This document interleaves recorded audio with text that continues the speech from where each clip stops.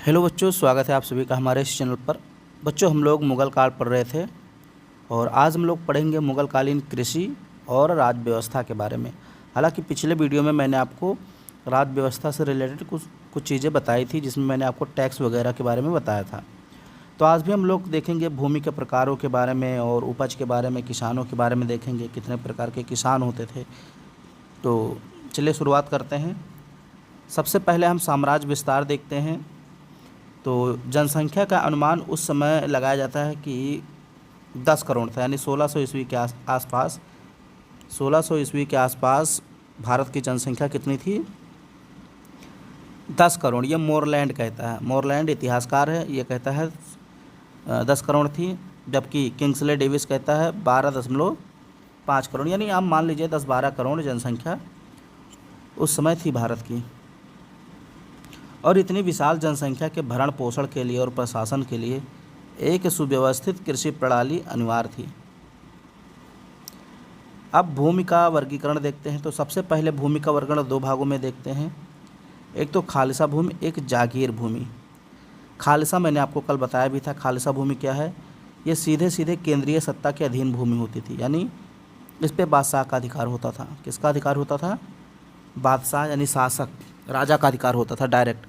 और यहाँ से जो राजस्व, जो टैक्स कलेक्ट किया जाता था, वो सीधे केंद्रीय खजाने में भेज दिया जाता था। अकबर के समय में सबसे ज़्यादा आय यहीं से प्राप्त होती थी। जहांगीर के समय में सबसे कम आय प्राप्त होती थी। और औरंगजेब के समय में ये जो खालसा भूमि थी, इसका भाग बहुत कम हो गया।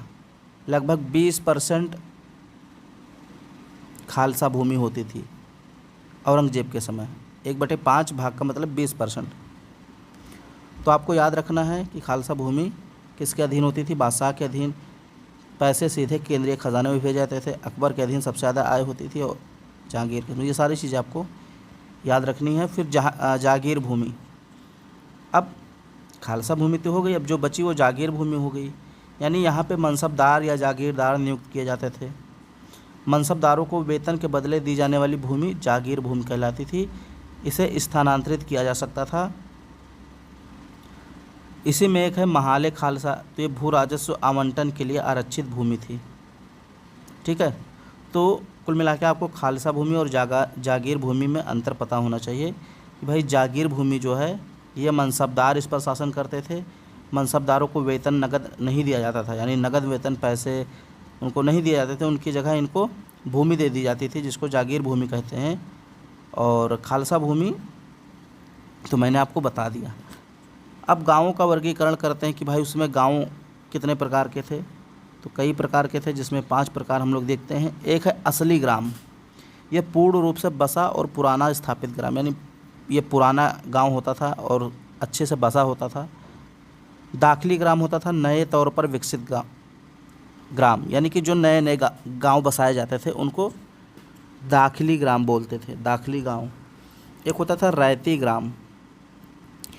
वे ग्राम जो ज़मींदारों के ताल्लुकों से बाहर थे, जो ज़मींदारों के क्षेत्र से बाहर थे, ऐसे ग्राम को रैती ग्राम कहते हैं। फिर एम्मा ग्राम, ये मदद एमास या वक्फ के रूप में मालगुजारी मुक्त अनुदानित गाँव। अब समझ लीजिए ये क्या है? एम्मा गांव ऐसा होता था, जैसे मान लीजिए मैंने कल बताया था आपको कि बहुत सारी ज़मीन ऐसी होती थी जो दान के रूप में दी जाती थी राजाओं के द्वारा। तो एम्मा ग्राम उन्हीं ज़मीन पर बसाया जाता था जहाँ, यानी मदद एमास या वक्फ के रूप में जो ज़मीन मिलती थी और यहाँ से मालगुजारी या टैक्स वगैरह नहीं लिया जाता था। तो यहीं पे जो गांव बसाया जाता था इस प्रकार की ज़मीन पर, उसको एम्मा ग्राम बोलते थे। जमींदारी ग्राम, ऐसे ग्राम जो जमींदारों के पास होते थे।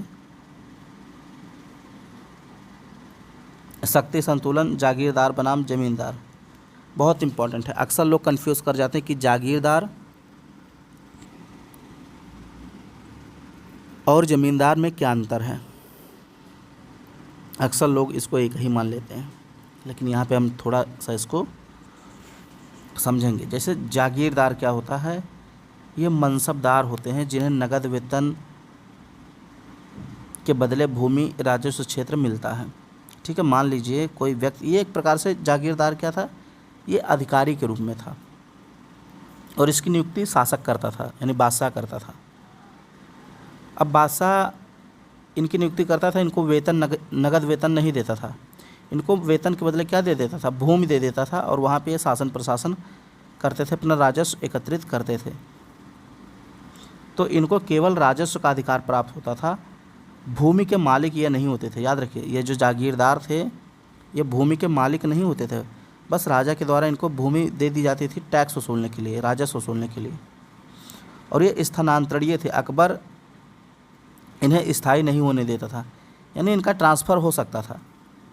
मान लो कोई लखनऊ का जागीरदार है तो हो सकता है 3 साल बाद वो गोंडा का या गोरखपुर का जागीरदार हो जाए या बम्बई का जागीरदार हो जाए। कहने का मतलब यह है जागीरदार का ट्रांसफ़र होता रहता था, इनको नगद वेतन के बदले भूमि मिलती थी, भूमि पर इनका अधिकार नहीं होता था बल्कि इनका राजस्व वसूली का ही अधिकार होता था। अब ज़मींदार की बात करते हैं, तो ज़मींदार ये भी राजस्व वसूली करते थे, लेकिन राजस्व वसूली का अधिकार इनको वंशानुगत प्राप्त था, यानी पीढ़ी दर पीढ़ी। ज़मींदार जो होते थे इनकी नियुक्ति बादशाह नहीं करता था, ये पीढ़ी दर पीढ़ी चलते रहते थे, यानी पिता ज़मींदार थे, पिता की मृत्यु के बाद उनका बेटा ज़मींदार बन जाता था। और इन्हीं को अन्य नाम से जानते हैं, जैसे इन्हीं को कहीं कहीं देशमुख कहा जाता है, पाटिल कहा जाता है, नायक कहा जाता है। और ये वंशानुगत होता था, इनका स्थानांतरण नहीं किया जा सकता था, तो ये अंतर है।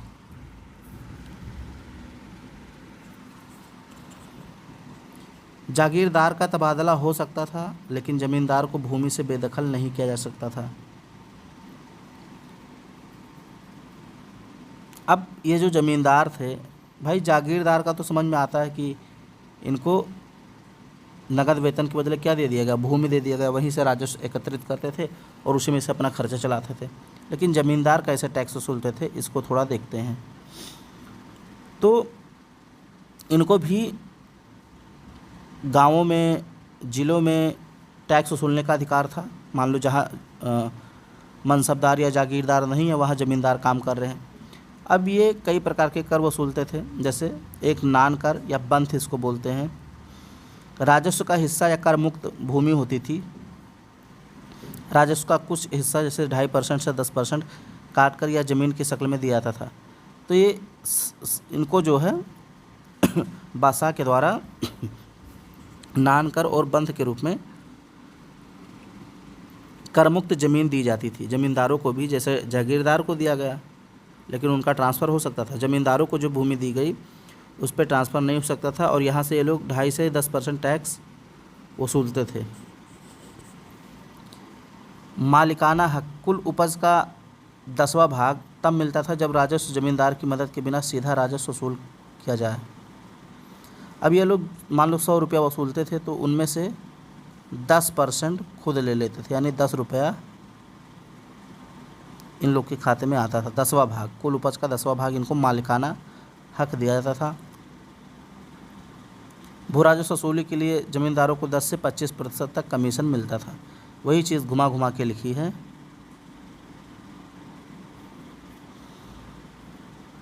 अब जमा क्या था, तो जमा होता था किसी भी जागीर की अनुमानित आय, एस्टिमेटेड रेवेन्यू। अनुमानित आय, मान लो कोई क्षेत्र है, कोई ज़िला है, उसकी अनुमानित आय कितना है, यानी भूमि की पैमाइश कराई गई, भूमि का मापन करवाएगा, फिर तय किया गया कि उसकी अनुमानित आय 1 करोड़ है। और हाल हासिल का मतलब होता है जागीर से प्राप्त वास्तविक आय। अब अनुमानित आय तो 1 करोड़ है, राजा सोच रहा है उसको 1 करोड़ मिलना चाहिए, लेकिन मिलता कितना है उसको 75 लाख।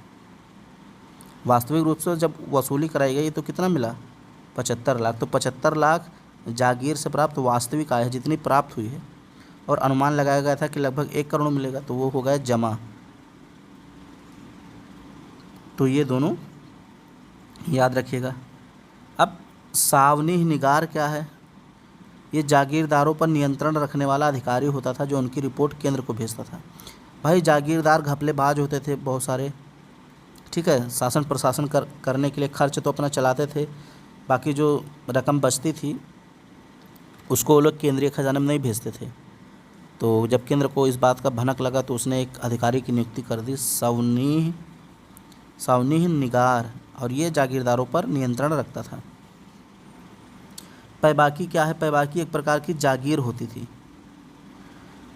जो एक मनसबदार से दूसरे को देने के बीच की अवधि में केंद्रीय शासन के अधीन रहती थी, यानी स्वामित्व विहीन। अब समझ लीजिए, मैं इसको समझा देता हूँ। मान लो ये एक जागीरदार, एक मिनट, ये एक जागीरदार है और ये दूसरा जागीरदार है। अब मान लो इसके पास ज़मीन है। अब इस ज़मीन का स्थानांतरण करना है, यानी कि जागीरदार को चेंज करना है। तो ये जो जागीरदार है जब यहाँ पे आ जाएगा, बदल दिया जाएगा उसका स्थान, तो ज़मीन कुछ समय के लिए खाली हो जाएगी, यानी उस पर किसी का स्वामित्व नहीं रह जाएगा। क्योंकि वहाँ का जो ज़मीन जागीरदार था उसको तो हटा के किसी दूसरे क्षेत्र में भेजा गया। अब तुरंत तो किसी नए की नियुक्ति हो नहीं जाएगी, तो कुछ समय तक वो ज़मीन, वो भूमि खाली रहेगी, उसका कोई मालिक नहीं रहेगा, उसको स्वामित्व विहीन ज़मीन कहेंगे। तो वो वहाँ पर किसका अधिकार रहेगा? वहाँ पे केंद्रीय शासन का अधिकार रहेगा। फिर बाद में वहाँ पे नए जागीरदार आ जाएंगे तो उनके अधीन कर दी जाएगी। तो जो केंद्रीय शासन के अधीन रहती है, स्वामित्व विहीन ज़मीन रहती है, उसी को पैबाकी बोलते हैं। जैसे मान लीजिए, सीधी सी बात है, जैसे किसी राज्य में राष्ट्रपति शासन लागू हो जाता है तो मुख्यमंत्री का शासन वहाँ लागू नहीं रहता, ना तो प्रधानमंत्री का रहता, वहाँ राष्ट्रपति का शासन लागू हो जाता है। तो ऐसे ही पैबाकी है कि ना तो वो पहले जागीरदार के अंडर में है, ना तो दूसरे जागीरदार के अंडर में है। अभी वो किसके अंडर में? केंद्रीय शासन के अधीन है, स्वामित्व विहीन है, कोई स्वामित्व ही नहीं है।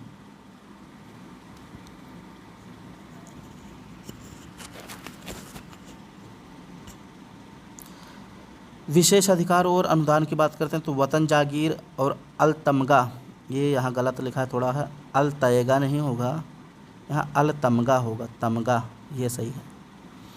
अब वतन जागीर वंशानुगत होती थी और अहस्तांतरणीय होती थी, यानी ट्रांसफ़र इसमें भी नहीं होता था। वतन जागीर, वैसे तो मैंने बताया अभी कि जागीर कैसी होती थी? हस्तांतरणीय। यहाँ एक बार फिर से देख लीजिए, जागीर कैसी होती थी? हस्तांतरणीय होती थी, यानी ट्रांसफ़र किया जा सकता था। लेकिन कुछ लोगों को ऐसी जागीर दी जाती थी कि उसका ट्रांसफ़र नहीं होता था, जैसे राजपूतों को। तो राजपूतों को जो जागीर दी जाती थी उनका ट्रांसफ़र नहीं होता था, वो अहस्तांतरणीय भूमि होती थी और वंशानुगत होती थी। अधीनस्थ राजाओं को उनके क्षेत्रों में दी जाती थी। अकबर के समय इसकी शुरुआत हुई थी, लेकिन अगर मान लो किसी ने विद्रोह किया तो ये ज़मीन जब्त की जा सकती थी। ठीक है, वतन जागीर जब्त की जा सकती थी, लेकिन ट्रांसफ़र नहीं। भाई किसी राजपूत ने मान लो अकबर के खिलाफ़ विद्रोह कर दिया, युद्ध कर दिया, तो ज़मीन क्या होगी? जब्त कर ली जाएगी। लेकिन अगर वो शांति से रह रहा है तो अकबर उसका ट्रांसफ़र नहीं करता है, उसके मरने के बाद उसके बेटे को वही जागीर दे देता है। और राजपूतों के साथ अकबर ने ऐसा ही किया था। तो राजपूतों को दी जाने वाली जागीर वतन जागीर कहलाती है। अब एक था अलतमगा, ये जहांगीर ने शुरू किया। ये विशेष कृपा प्राप्त धार्मिक व्यक्तियों को वंशानुगत रूप से दी जाती थी। ये भी एक प्रकार की जागीर थी, अलतमगा, इसको जहांगीर ने शुरू किया। अब जैसे इधर राजपूतों को दिया जाता था वंशानुगत रूप से, तो कुछ मुसलमानों को भी अलतमगा के रूप में जागीर दी जाने लगी, जो वंशानुगत होती थी। इसका भी ट्रांसफ़र नहीं होता था, तो ये वतन जागीर से मिलती जुलती थी। अब मदद मास क्या है? इसे सयूरगल या मिल्क भी कहते हैं। विद्वानों, गरीबों और धार्मिक व्यक्तियों को जीविका के लिए जो कर मुक्त भूमि प्रदान की जाती थी राजा के द्वारा, उसको मदद मास कहते थे। मदद मास क्या है? एक कर मुक्त भूमि, यानी इस पर टैक्स नहीं लिया जाता था। किसको दी जाती थी? विद्वानों, गरीबों या धार्मिक व्यक्तियों को ये ज़मीन दी जाती थी राजा के द्वारा। वक्फ, धार्मिक कार्यों और संस्थाओं को दी जाने वाली भूमि एवं धन। यह भूमि वंशानुगत होती थी और इससे लगान नहीं लिया जाता था। कृषि उत्पादन की बात करते हैं, कौन कौन सी फसलें उस समय उत्पादित की जाती थीं? तो खाद्यान्न फसलों में जैसे दाल, चावल, बाजरा, गेहूँ। नकदी फसलों में जैसे गन्ना, कपास, रेशम, नील, ये सब उत्पादित की जाती थी। और नकदी फसलों पर राजस्व नगद लिया जाता था।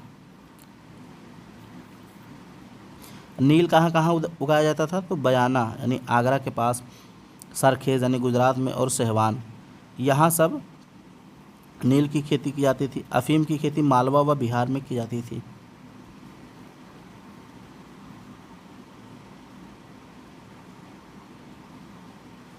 17वीं शताब्दी में जब यूरोपीय आते हैं, यानी पुर्तगाली आते हैं, अंग्रेज़ आते हैं, दुनिया भर के जब यूरोपीय कंपनियां आती हैं तो वे यहाँ पे कई फसलों की शुरुआत भी करती हैं। जैसे तंबाकू की खेती पुर्तगालियों ने शुरू की, मक्का की खेती पुर्तगालियों ने, आलू की खेती, टमाटर की खेती, अनानास की खेती, ये सब पुर्तगालियों ने भारत में शुरू किया था। 1604 में हज यात्रियों द्वारा अकबर के दरबार में पेश किया गया था तंबाकू, और जहांगीर के काल में खेती प्रारंभ होती है।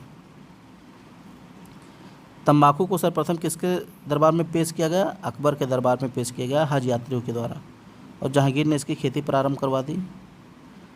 पुर्तगाली अल्फांसो आम की प्रजाति भी लाए थे।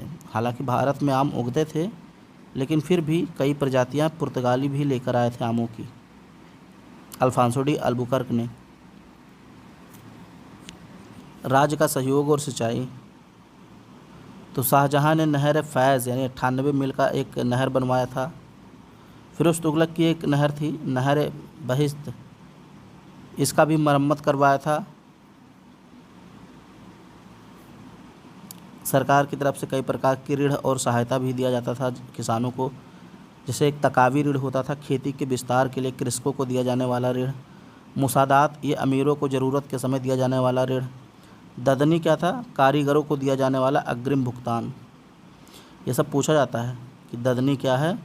ये कारीगर लोगों को दिया जाता था अग्रिम भुगतान, ददनी व्यवस्था से बाद में बहुत सारे कारीगर परेशान हो जाते हैं जब अंग्रेज़ आते हैं, तो ये अग्रिम भुगतान दे दिया जाता था कारीगरों को कि आप ये सामान हमारे लिए बना दीजिए।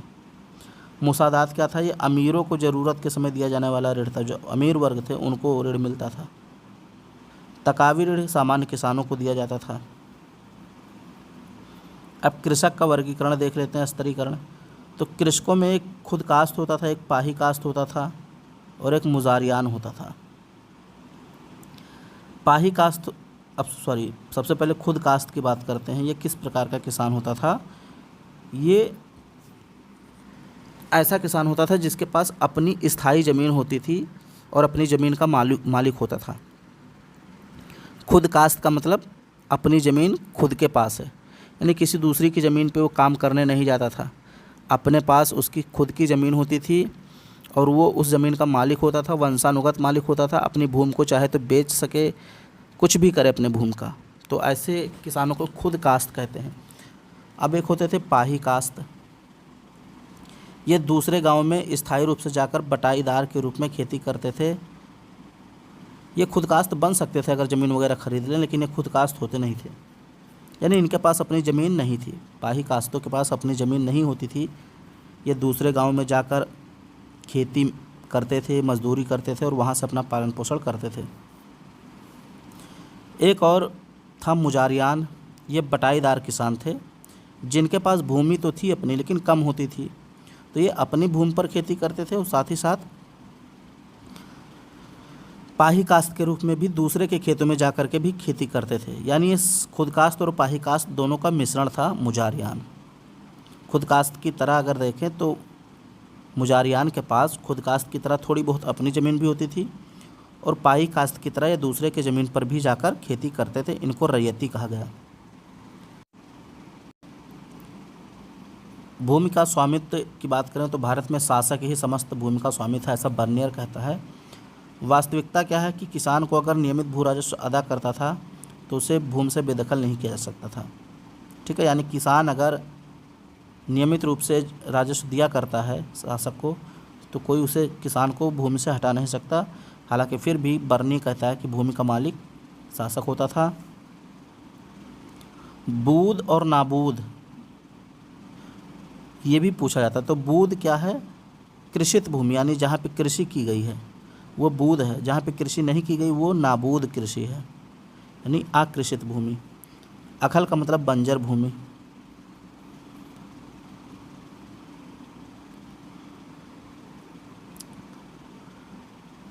चेक एंड बैलेंस प्रणाली जागीरदारों पर मैंने बताया था सौनीह निगार द्वारा नियंत्रण और कृषि प्रोत्साहन। कृषि को प्रोत्साहन कैसे दिया गया? तकावी और नहरों द्वारा। अब इसमें कैसे बना दिया गया है, कुल मिलाकर मुग़ल बादशाह जो है ये किसानों को सुरक्षा देता था। एक मिनट में आपको थोड़ा समझाता हूँ इसको। देखिए, मुग़ल बादशाह जो है